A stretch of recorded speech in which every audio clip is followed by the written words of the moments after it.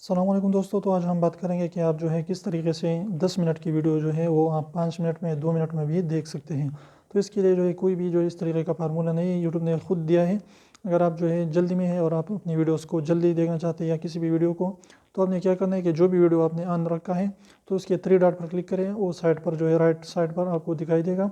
उसके बाद जो है वहाँ पर आपको प्लेबैक स्पीड नज़र आएगा।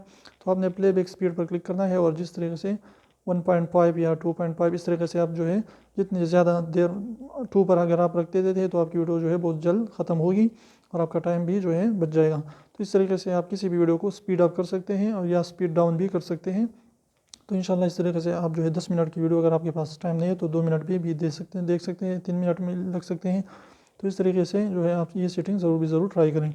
तो उम्मीद करता हूँ छोटी सी वीडियो पसंद आई। वीडियो पसंद है तो प्लीज़ वीडियो को लाइक कीजिए, चैनल को सब्सक्राइब करना ना भूलिए, बिल्कुल फ्री है। रेड वाले सब्सक्राइब को ज़रूर दबाइए।